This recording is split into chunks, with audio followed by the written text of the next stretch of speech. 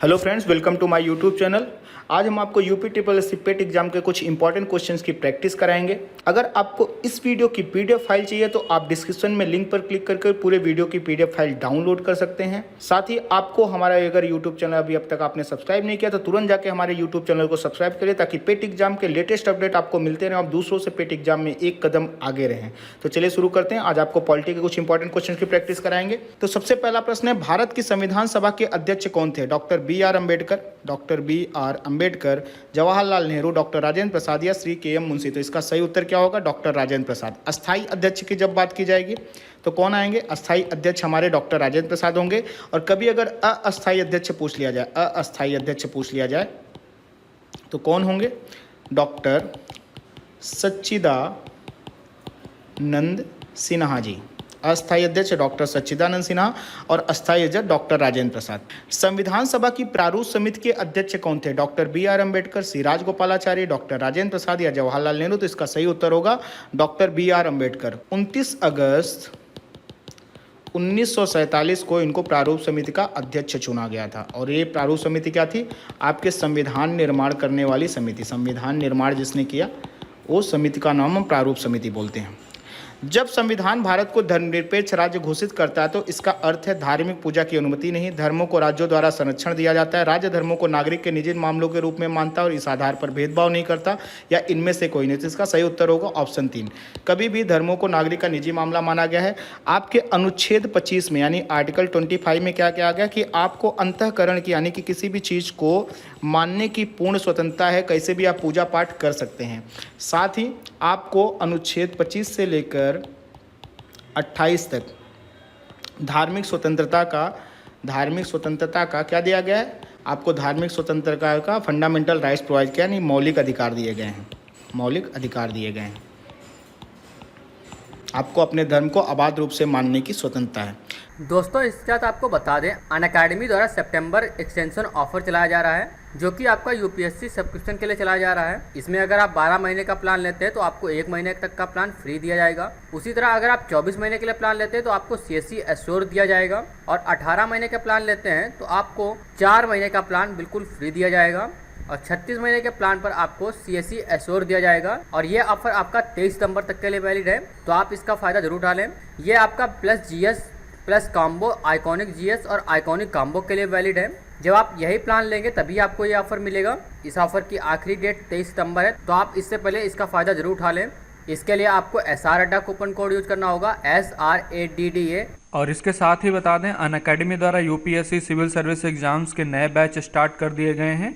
2024 UPSC civil service exams की अगर आप तैयारी करना चाहते हैं तो अनअकैडमी का 2 ईयर मिशन बैच ज्वाइन कर लें, जो कि बाइलिंगुअल होगा, दोनों लैंग्वेज में, हिंदी और इंग्लिश दोनों मीडियम के स्टूडेंट्स के लिए है, जो कि आपका अभी स्टार्ट होने वाला है। उसका लिंक मैंने वीडियो के डिस्क्रिप्शन में दे दिया और कमेंट में पिन कर दिया। आप उस लिंक पे क्लिक करके SR अड्डा कूपन कोड यूज करके सब्सक्रिप्शन ले सकते हैं। इस समय अभी आपको डिस्काउंट मिलेगा। अगर आप मैक्सिमम डिस्काउंट चाहते हैं तो आप SR अड्डा कूपन कोड यूज करें। इसके साथ ही UPSC civil service exams mains 2023 की टेस्ट सीरीज स्टार्ट हो चुकी है अनअकैडमी द्वारा। ये टेस्ट सीरीज केवल आपको 14,990 रुपये में मिलेंगी, जिसमें आपके 30 टेस्ट होंगे, सेक्शनल और फुल लेंथ तथा ऐसे के टेस्ट होंगे, सुपीरियर मॉडल आंसर्स होंगे। इसके अलावा कस्टमाइज फीडबैक और एवल्यूशन होगा, और लाइव एनालिसिस सेशन भी कराए जाएंगे। तो आपके लिए सबसे अच्छा मौका है। और अगर आपके पास पैसे नहीं है तो आपको टेंशन लेने की कोई जरूरत नहीं है, क्योंकि अनअकैडमी द्वारा तुरंत लोन दिया जाएगा आपको 0% EMI पे। 2 घंटे में आपको अप्रूवल मिल जाएगा कम से कम पेपर वर्क में। तो लिंक वीडियो के डिस्क्रिप्शन में दिया गया है, और इससे रिलेटेड कोई जानकारी है तो आप मुझसे कमेंट सेक्शन में पूछ सकते हैं। 26 जनवरी को संविधान के उद्घाटन की तिथि के रूप में चुना गया क्योंकि यह एक शुभ दिन माना जाता है। उस दिन 1942 में भारत छोड़ो आंदोलन शुरू हुआ था। कांग्रेस ने 1930 में इसे स्वतंत्रता दिवस के रूप में मनाया था। इनमें से कोई नहीं। तो इसका सही उत्तर होगा ऑप्शन 3। सबसे पहले 1929 में लाहौर में एक अधिवेशन हुआ था और इसकी अध्यक्षता जवाहरलाल नेहरू जी ने की थी। और यहीं पे उन्होंने कहा था कि अब हर साल 26 जनवरी को हम स्वतंत्रता दिवस के रूप में मनाएंगे। और ये 1930 में सबसे पहले इसकी शुरुआत उन्होंने की थी। इसी वजह से 26 जनवरी 1950 को हमने गणतंत्र के रूप में घोषित किया और इसी दिन हमने पूर्ण संविधान को अपना लिया। सरकार की एकात्मक प्रणाली में निम्नलिखित में से कौन से लाभ हैं? अधिक अनुकूलशीलता होती है, मजबूत राज्य होता है, लोगों द्वारा अधिक से अधिक भागीदारी और सत्तावाद की कम संभावना होती है। तो इसका सही उत्तर होगा मजबूत राज्य। जब सरकार की एकात्मक प्रणाली होती है तो उसमें मजबूत राज्य बनते हैं, ठीक है। इसमें सबसे ज़्यादा यही लाभ प्राप्त होता है। निम्नलिखित में से कौन सा एक राज्य का तत्व नहीं है? जनसंख्या, भूमि, सेना या सरकार? तो इसका सही उत्तर क्या होगा? सेना। राज्य का तत्व नहीं होती हैं, सरकारें बनती हैं, भूमि होती है, जनसंख्या होती हैं, सेना उसका पार्ट होती हैं, जो आपकी एरिया होता है उसका पार्ट होती हैं। लेकिन जब राज्य का अगर परिभाषा देखी जाए तो राज्य की परिभाषा क्या होती है? उसमें जनसंख्या शामिल होती है, उसमें आपका एक भूमि का क्षेत्र शामिल होता है, यानी एरिया शामिल होता है, साथ में सरकारें शामिल होती हैं अगर राज्य की परिभाषा देखी जाए तो। संप्रभु संसद की अवधारणा की उत्पत्ति हुई है इंग्लैंड से, भारत से, फ्रांस से या जापान से? संप्रभु संसद की अवधारणा आपकी कहाँ से उल्लिखित हुई है? तो इसका सही उत्तर होगा इंग्लैंड। जब भी आपके संप्रभु संसद की बात की जाती है तो इंग्लैंड सर्वप्रथम है। हमने इंग्लैंड के ही वेस्टमिंस्टर मॉडल को अपनाया हुआ है, जिसमें हमारे यहाँ पे संसद संप्रभु है। संसद संप्रभु होने का मतलब क्या है कि जितने भी आप देखो, जो भी कानून में संशोधन हो या संविधान में कोई भी अपडेट करना हो या जो भी कार्य करने हो, सब संसद के ही अधिकार क्षेत्र में आते हैं, यानी संसद ही उस पर कानून बनाती है और उसका विस्तार करती है, इसलिए संसद को संप्रभु माना जाता है। आइए अगले प्रश्न की तरफ बढ़ते हैं। भारतीय संविधान का निर्माता किसे माना जाता है? महात्मा गांधी को, बी आर अम्बेडकर को, जवाहरलाल नेहरू को, बी एन राव को? तो इसका सही उत्तर क्या होगा? इसका सही उत्तर होगा बी एन राव। क्योंकि बी एन राव को क्यों माना जाता है भारतीय संविधान का निर्माता? क्योंकि बी एन राव सबसे पहले प्रारूप का अगर देखा जाए तो स्वरूप जो बनाया था, प्रारूप जो गठित किया था इन्होंने संविधान का प्रारूप, ये बी एन राव। ये हमारे संविधान सभा जब बन रही थी तो उसके प्रारूप समिति के क्या थे? प्रमुख सलाहकार थे। सबसे पहले इन्होंने ये संविधान को लिखा, बाद में उसी में संशोधन कर करके आज जो हमारा संविधान है उसका पूर्ण रूप लागू किया गया। भारतीय संविधान में समवर्ती सूची को किसके संविधान से अपनाया गया है? यूएसए से, कनाडा से, जर्मनी से या ऑस्ट्रेलिया से? तो इसका उत्तर क्या होगा? इसका सही उत्तर होगा ऑस्ट्रेलिया। हमारी समवर्ती सूची कहाँ से ली गई है? ऑस्ट्रेलिया के संविधान से ली गई। समवर्ती सूची का मतलब क्या है कि इसमें राज्य एवं केंद्र, जो भी विषय इसमें दिए गए उसमें राज्य और केंद्र दोनों ही कानून बना सकते हैं, दोनों ही कानून बना सकते हैं।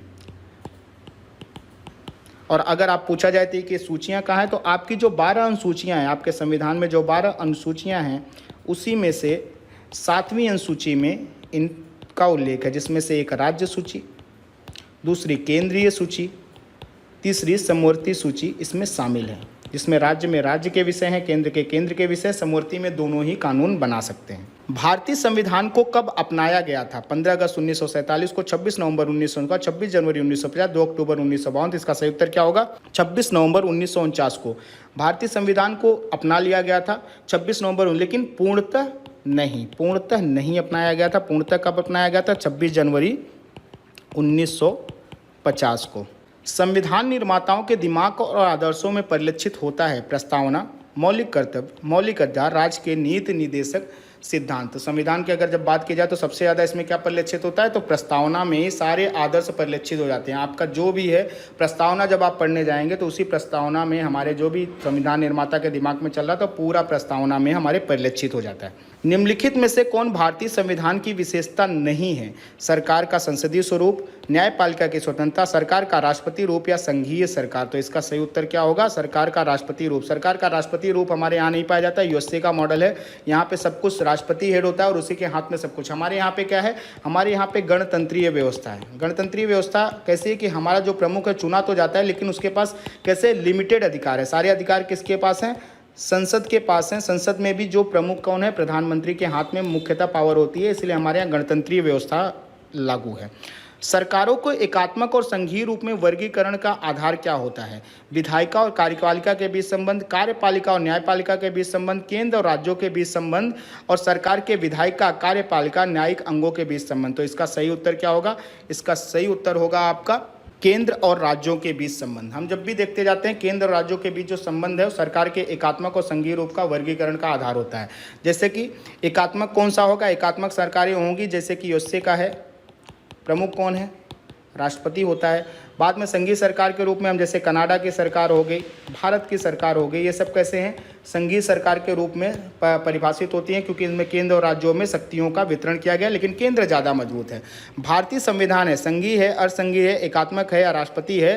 तो हमारा भारतीय संविधान कैसे है, हमारा भारतीय संविधान अर्धसंघीय यानी क्वासी फेडरल माना जाता है। हमारे उसमें क्वासी फेडरल का उल्लेखन किया गया है कि अर्धसंघीय है, ना कि पूरी तरह से संघीय है और ना ही पूरी तरह से इसको कहते हैं संघीय नहीं है, यानी कि अर्धसंघीय आधा संघीय, यानी कि इसमें मजबूत कौन होगा, केंद्र मजबूत होगा, केंद्र मजबूत होगा। क्योंकि ये अवधारणा हमने ली कहाँ से, ये अवधारणा हमने कनाडा के संविधान से ली है, कनाडा के संविधान से ली है।